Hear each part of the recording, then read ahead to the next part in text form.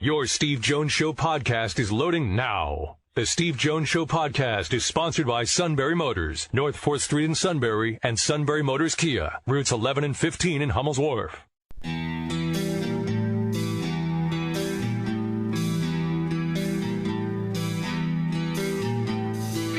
Sports talk where your voice counts. This is the Steve Jones Show on News Radio 1070 WKOK. Now from the Sunbury Motors Studio, here's Steve Jones.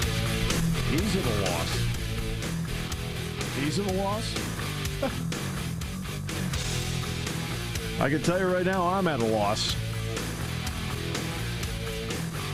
There are 363 teams in the NCAA. Guess who is 363rd in points produced at the free throw line? That'd be Penn State. Dead last.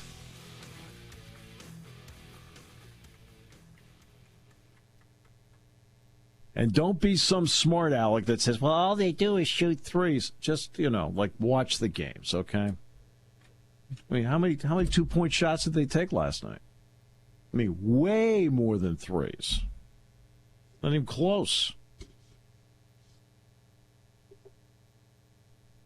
In the first 28 minutes of last night's game. Now, let me get to the previous point that Micah made about the defense. This is 3 straight games now where it's right around 50% for the opponent.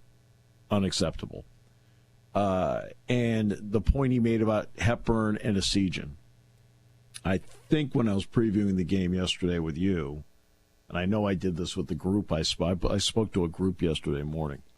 They asked what were the keys. I said, you can't let Hepburn and Officiating shoot threes. And I specifically mentioned Officiating because Officiating is not just a good three-point shooter, he's a terrific three-point shooter.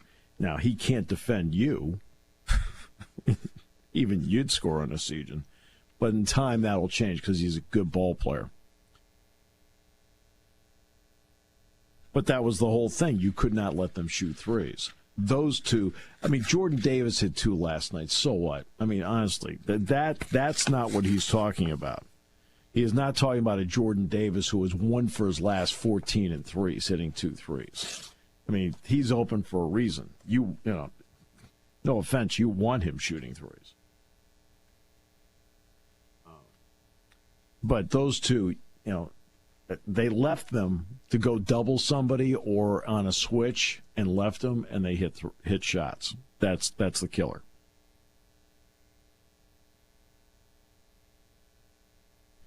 But in the ball game, in the first 28 minutes of the game, Wisconsin was called for 14 fouls. That's a foul every 2 minutes, right? That's about normal. And Wisconsin's averaging about 17 calls a game or something like that. Right. Last 17 minutes. 2. What? First 28 minutes, 14 fouls in Wisconsin. The last 17 minutes. This is when Penn State got into the bonus. Only 2 fouls were called against Wisconsin. Really? I mean, Dick and I are looking at each other. We're seeing all the bumping.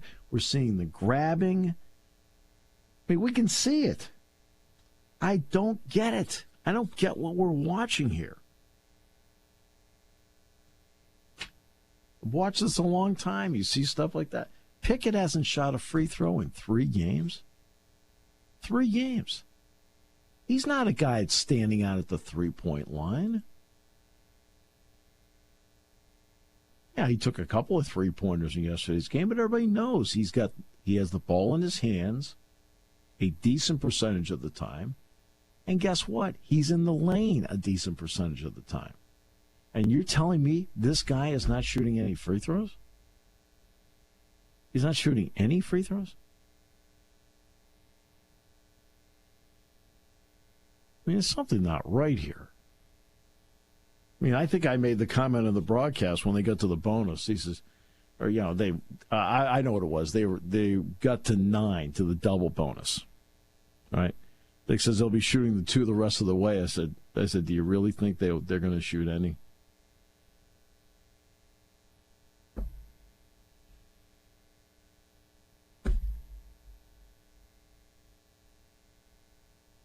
Dick looked at me after the game. He says, I remember what you said. He said, you were right. They didn't shoot any. Once they got to 9, they shot no free throws. None. And the critical play of the game was exactly the same critical play of the game at Wisconsin. It's about 3 minutes to go. Penn State had not had a 2-possession lead all night. They're up 3. Pickett gets down, backs in, contact with Hepburn, boom, backs in, contact with Hepburn, right? Backs in, contact, Hepburn flops. Sorry, Chucky, you flopped, okay? Just like you did at Madison. And guess what? They bought it.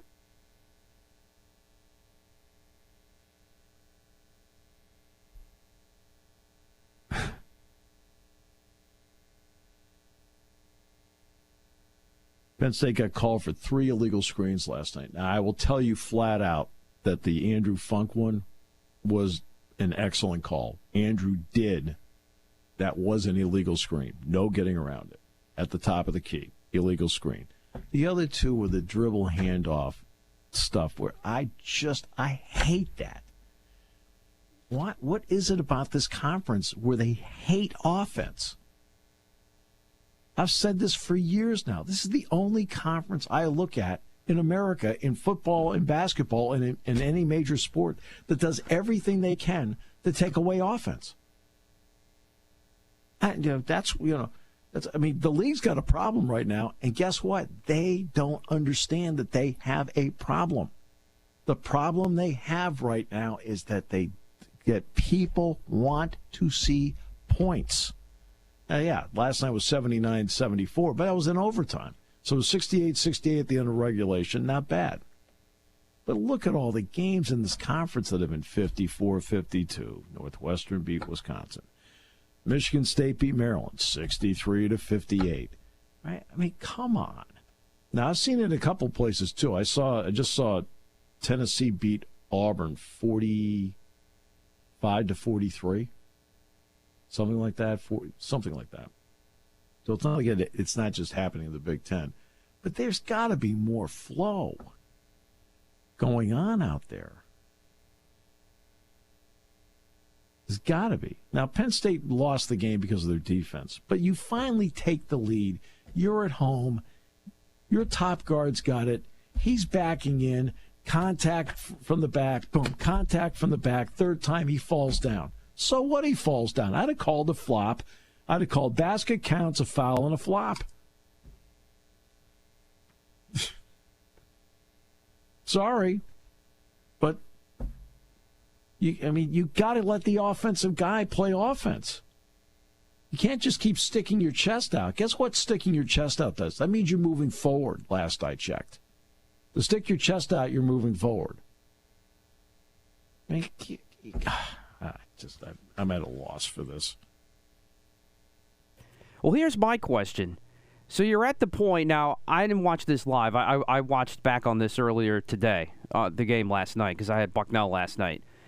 So both teams are in the double bonus, I believe, at the time when Pickett was trying the shot where he got bumped. Yes. My question to the officials is, what's the difference? You have both teams in the double bonus, so that means you've called 20 fouls to that point. What's the difference there? Okay, I'm trying to see what your point is.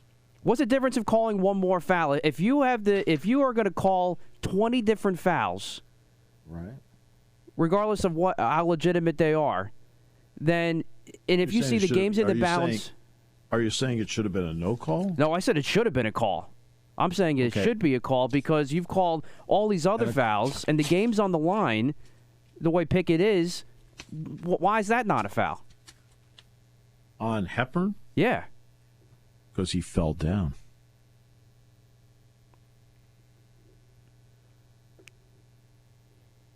I get that he fell down, but then why aren't you calling that a flop? If you're going to call everything else under the sun in that second half, and you have 20 fouls called. Okay. Wisconsin had 2 fouls called against it the final 17 minutes of the game, after having 14 in the first 28. And I'm telling you right now, I know exactly the sequence that caused this to happen. Exactly the sequence. With about 12 and a half minutes to go in the game,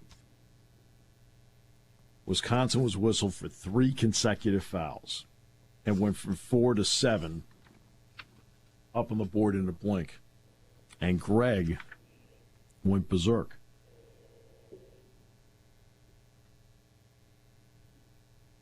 Yeah, that's laughable. Now I get that that Greg's just, hey, look, he's coaching the game. I got that. I'm not. But these guys let him buy into it. Like, come on. But I think it just goes back to what you said before. Don't call what you don't see. Right. And I'm telling you right now, the Pickett play, they flat out got wrong. I agree. They got wrong, and they got it wrong in Madison, too. And I went back and looked at the one in Madison. I was like, said to myself, why did I do that? Why did I bother looking? Because that's a pivotal call. So now suddenly Pickett's he's scoring and he's at the line. And guess what? You're up 2 possessions. Now the game pressure's all on them. Nope, instead, now it's foul on Pickett. Penn State's like, what the heck? Hepburn comes down, hits a 3, game tied. Really? And in addition to that, I don't know if you feel the same way, Steve, but don't know. I feel like there was a lot of missed calls on Seth Lundy. Especially late in the game, behind the arc that could have gone a couple other opportunities for Penn State, with the game in the balance. I didn't really. This is where I felt like where Lundy got. It wasn't really on offense, and some people said they thought he was fouled on the 3 that tied the game. I didn't. I just thought he just hit the 3, and Klisman played great defense. I mean, it really did. That's where I was. I thought he was fouled myself. I'm with the others there. A lot of people said it to me, and I was like, I didn't really think twice about it. I mean, I know Seth went down, but I mean, I didn't really think twice about that because he hit the shot. I was like, okay. I thought it was just a great shot. So, other people may have a different opinion. I respect that. But where Lundy, every time Lundy would cut through without the ball, he kept getting grabbed. And on defense, on rebounds, he kept getting grabbed. And you're like, come on. I'm just at a loss that a team can suddenly change and go from a foul every 2 minutes to a foul every 8.5 minutes. I'm at a total loss for that. How the heck did they ever change that? It's kind of amazing, huh? Amazing. I agree. Again, I go back to my original point, and my original point goes back to leaving those 2 guys open enough to score. And, and Penn State's been struggling inside with post defense. We know that. Especially the last 3 games. And Sejan and Hepburn hit their 3s. Huge. Right? So, I already outlined all that. All right? So I outlined all the problems that Penn State had in the game. So it's not like I sat there and go, this is the only reason why. No, I outlined the problems to start with. But I'm sorry.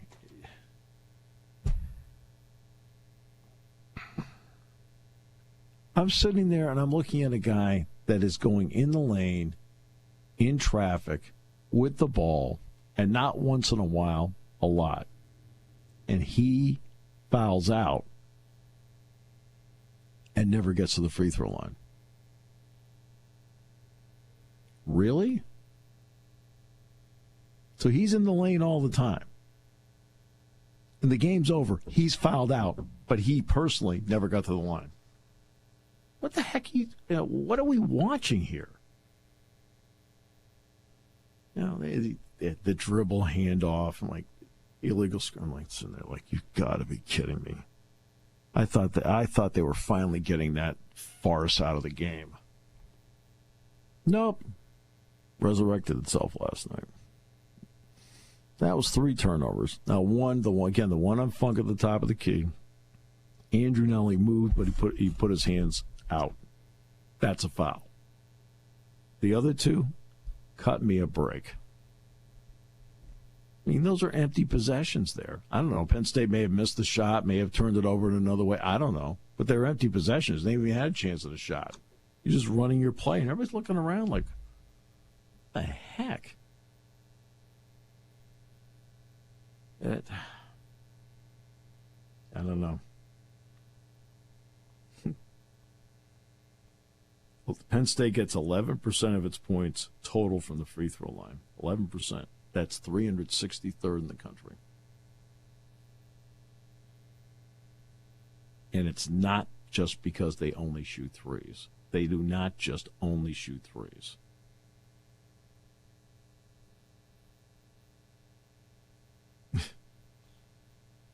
They actually had more 2-point baskets last night than Wisconsin did.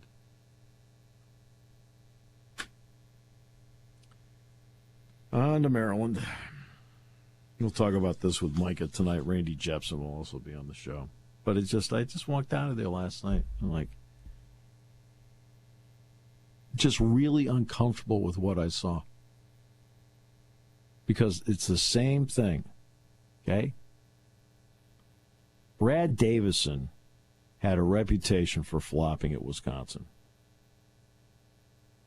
Okay? In going through scouting reports the first time through,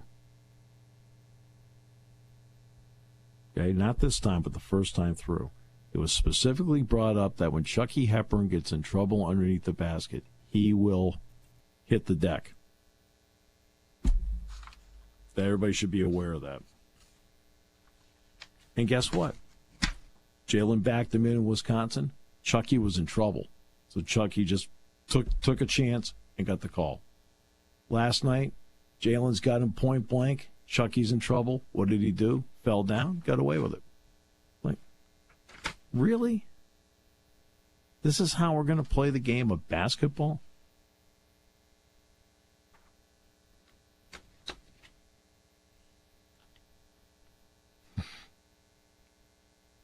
I don't know. Sure, they're all smarter at the conference level than I am. All right, we'll come back with more in a moment. Here on News Radio 1070 WKOK. When car repairs get difficult. Well, I just don't know. Me neither. We get good. Sunbury Motors. More than quality new and used cars, Sunbury Motors specializes in complicated auto repair diagnosis. They can handle intricate repairs and even complete auto body with service open Monday through Friday, 7 till 4. And Sunbury Motors has made simple repairs easy. Maintaining your vehicle is necessary. Finding the time to do it is difficult. Welcome to Sunbury Motors Quick Lane. Open 7 till 4, Monday through Friday. Just walk in or call ahead. Relax in their remodeled waiting room with Wi-Fi, beverages, and snacks. While Sunbury Motors factory trained techs take care of your oil change, tire alignments, brakes, and inspections. Quick Lane, 6:30 to 6, Monday through Friday, Saturday, 6:30 till 2. Sunbury Motors, Ford and Hyundai, North 4th Street, Sunbury. And Sunbury Motors Kia, routes 11 and 15 in Hummel's Wharf. We take the out of auto repair.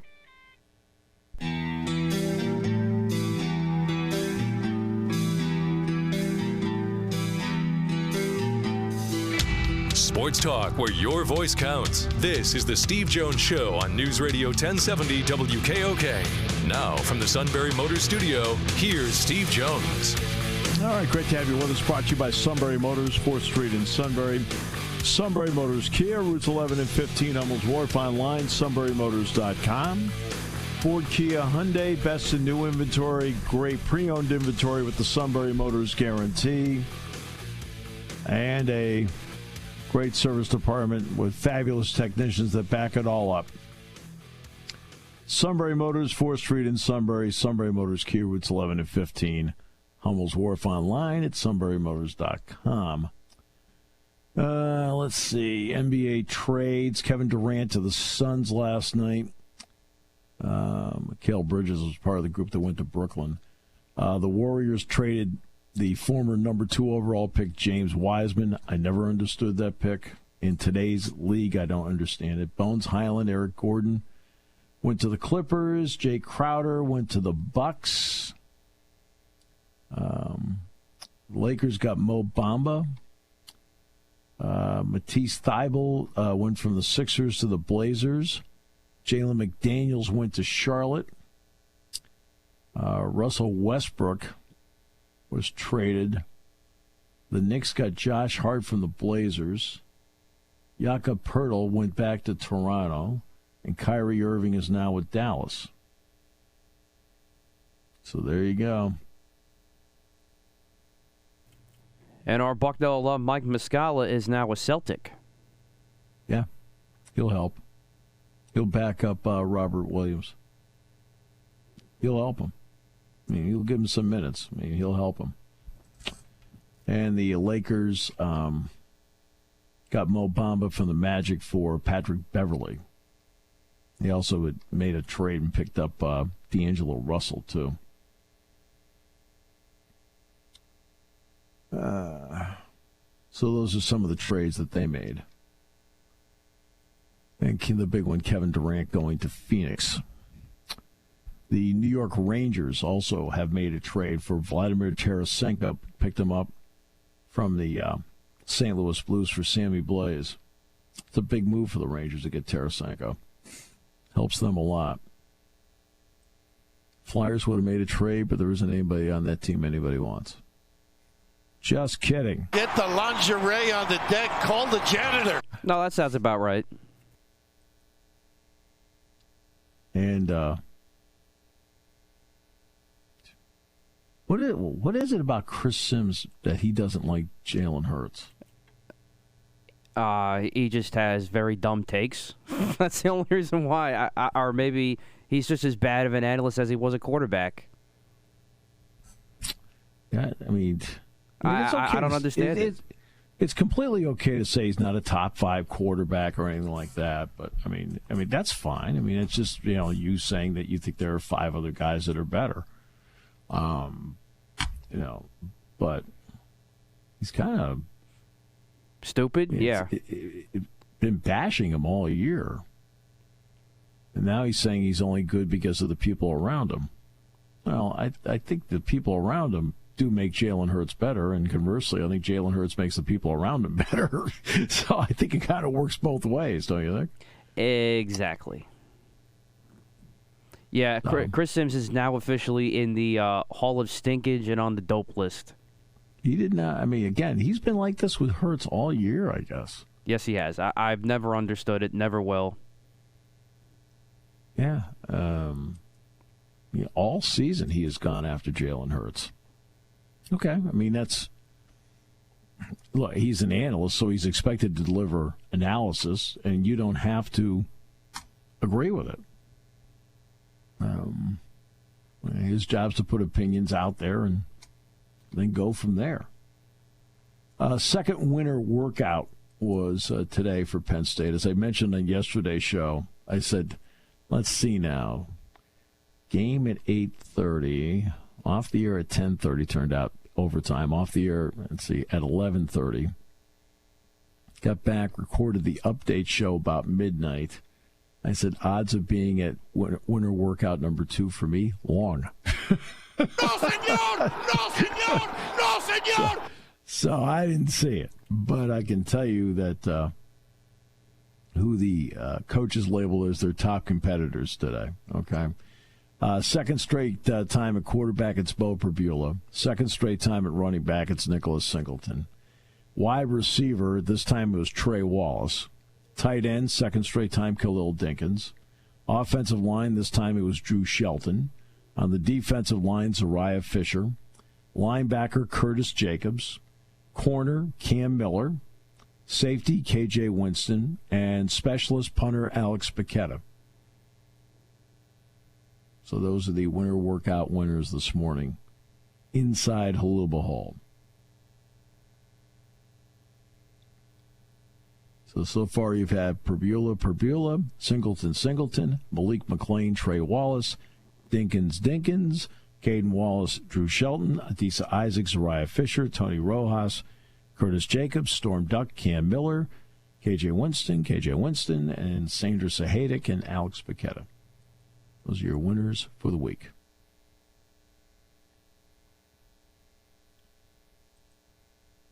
And I will get there next week, just to kind of get a read on what's going on. Okay? Normally when a commissioner goes, when a school would like to get into a conference, a lot of things are very discreet. George Kliavkoff went to Dallas yesterday and then went to the SMU basketball game with the athletic director, the university president, a major donor. It's like everybody can see him there. Like, gee, I wonder if the Pac-12 is interested in SMU. A little desperate. Well, they are a little bit, because this is what they're looking for at this point. I think that what they have been told in terms of the value of what the Pac-10 brings to the table is that their opportunity to get the money they think they can get per school is actually enhanced by adding 2 schools. Because by adding 2 schools, that then adds more games that can be carried in football and basketball. Thus, referring to games as inventory, that's more inventory to give to the networks. San Diego State looks like they are poised to go in. And SMU, Dallas is the 6th largest market in the country. But a lot of this is going to be about streaming for the Pac-12. I think they can get a contract with ESPN out of this. Now, I don't know how Fox feels about it. That I don't know. Fox already has wrapped up both the Big Ten and the Big 12. They do have a contract still with a season to go with the Pac-12.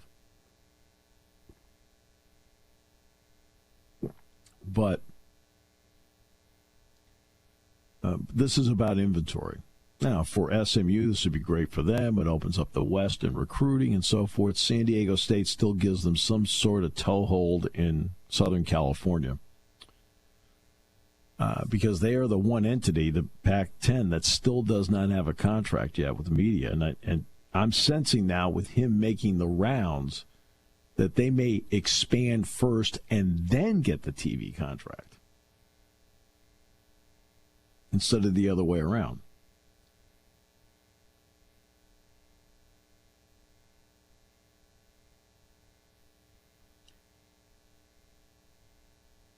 But he was right there. Everybody could see him. There were rumors. I think I mentioned on the show yesterday, the rumor was he was in Dallas. Okay. Well, it was no rumor. It's like, hey, it's George. How are you? Desperate? Yeah, they are a little desperate. Sure, they're desperate. Again, but, they're trying to, his job is to try and get the best deal possible.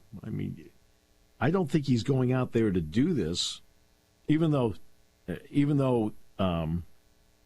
whatever money is brought in divided by 10, okay, as opposed to divided by 12, but I guess they can get to the number, a bigger number all told if, according to the networks, they have 12, because then they have more inventory to allow them to carry. Okay.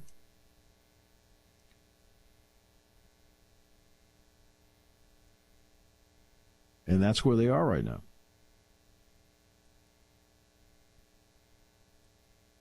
Because they still don't have a TV deal. And they're the only one that doesn't. And, of course, the longer it goes, the more people sweat. And don't start this thing where everybody, well, gee, you open the door for Oregon and Washington. There is no door open to Oregon and Washington. All right? The person that was the driver behind that and really was driving hard on it is now with the Chicago Bears. Okay? Everybody else in the conference wants to see how they can integrate USC and UCLA first to see if they can make that work before they spread their wings even further. There is an organizational component to this that nobody seems to want to talk about how to make it work with 16. They still have, the Big Ten, I believe they are meeting on the 20th and 21st. So they're meeting in 11 and 12 days, respectively, where some decisions might be made, such as, do you go with divisions where you pop Purdue into the East and put USC and UCLA in the West? Boom, okay. Or do you go 1 through 16, which has been talked about a lot, and then you go to a scheduling model of 3-6-6? Okay. With the idea you're still going to play 9 games. 3 would be teams you play every year. And then you play 6 home and away, boom, then the second set, home and away. So you end up playing everybody home and away over a 4-year span. All right. That's 3-6-6. What do you do in basketball? Do you stick at 20? All right, 20 would mean 5 home and aways and 10 one plays. Okay. Do you go to 21? Now you're, in terms of odd even on home games versus away, but do you go 6 home and aways and 9 one plays? Or do you go to 22, 7 home and aways with 8 one plays? And so you'd have to determine what you want to do with that in the inventory.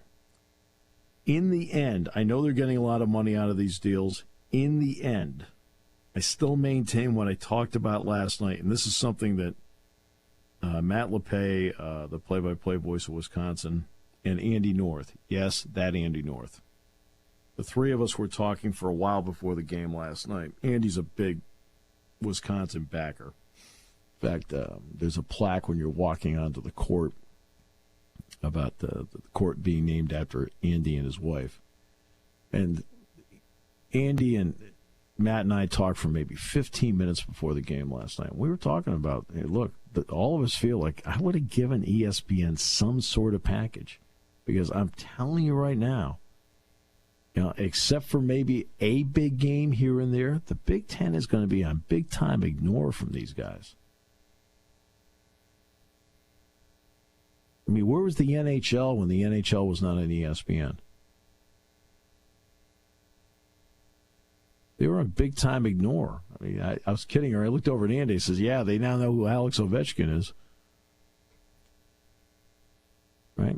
Andy was telling us, he said, look, when the senior tour, he says, they were carrying the senior tour. He said, there would be clips and things like that and interviews and so forth, and then he stopped doing it. He said, you don't ever see any senior tour coverage on ESPN. If they're not carrying it, they are not interested in you. That's why this is going to be interesting to see where the Big Ten falls into place here, not having at least a mini package that went to ESPN. It's going to be very interesting to see how that plays out.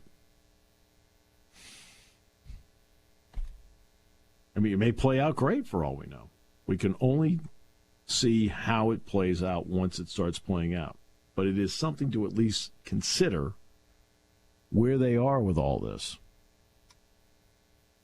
by not being on ESPN. There'll be some games from time to time on ESPN. For example, it is possible that when Penn State goes to West Virginia in 2024, it's possible that that game could be on ESPN. But believe it or not, that game could also be on Fox because Fox has the Big 12 as well. I don't know.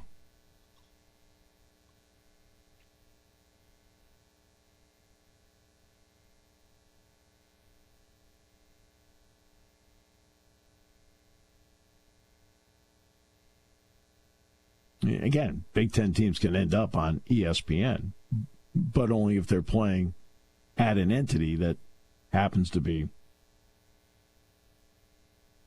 that has a partnership with that university in their stadium.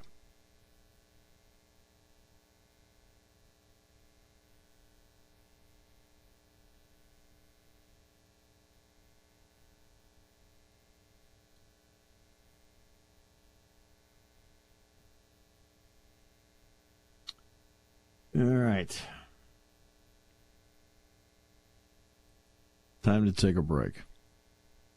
I know you're shocked. It seems to be about money.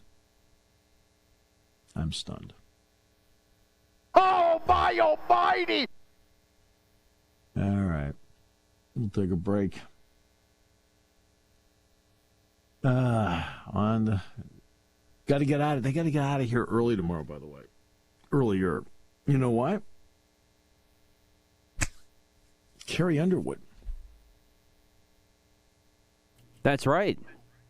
She's playing Saturday night, right? No, tomorrow night. Oh, it is tomorrow night. Okay. Yeah, tomorrow night, Friday the 10th, right? Yeah. Yeah. So they're going to get out of there earlier, and then they're going to have shoot around tomorrow night. And by the way, having shoot around the night before when you play a new game is standard operation for everybody. So, what time is the concert tomorrow night, by the way? Geez, Matt, I don't know. And one of the reasons I never even bothered to look was because I knew I wasn't going to be here.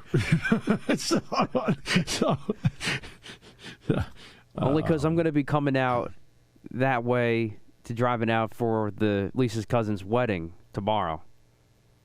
So I got to know which way I want to go. Yeah, but if you're on the highway, you're fine. You're not going to. If you're on the highway, you should be fine. Oh yeah, I guess that's true. Yeah, I guess either way will be fine. 7:30 is the show. Yeah, 7:30 is the show. Yeah. So. Yeah. So she's here tomorrow. So and then the next weekend, the building goes over to Thon.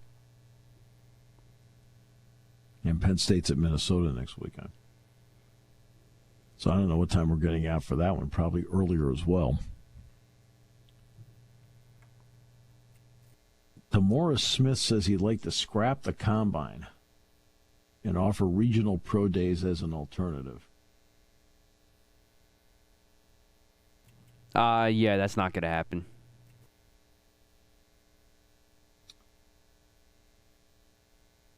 He doesn't like the fact that they have to undergo a full medical evaluation upon arrival. Oh, please. So,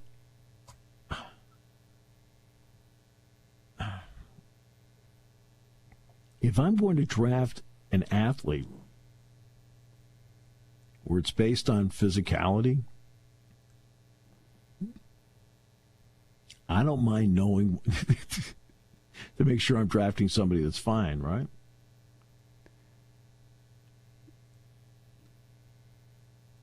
As per usual with DeMaurice Smith, that's completely ludicrous. Now, here's what I do agree with it. The interview process, I mean, come on. The questions that these guys get asked in the interview process, some of them are standard operational procedure. That's fine. There's standard questions, things you want to know and so forth. But there are some questions that are just not just stupid, but sickening. I had no idea why, because we've gone through some of the wild and wacky questions these guys have been asked over the years, like crazy stuff. You're like, oh, why do you ask somebody that?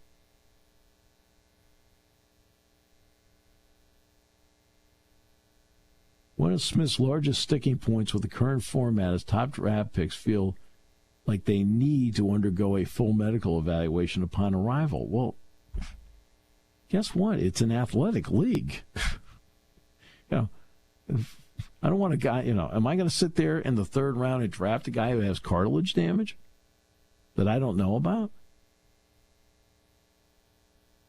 That doesn't make sense. I mean, to me, because it's an athletic league, I think it's part of your job interview. That's just me.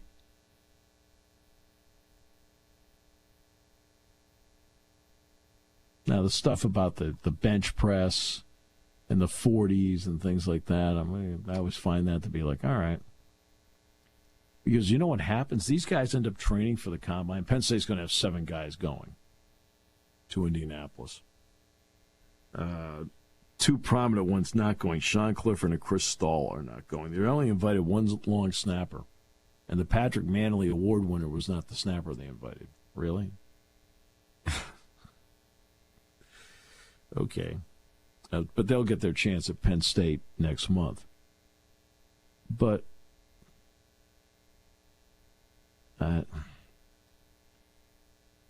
these guys end up training for the combine. And you know when the combine stuff and the workout stuff on campus, pro days are over, do you know what they end up going back to doing? Football. They go back to doing football. And every single player tells you that. Now I get to go back to concentrating on football. Wow.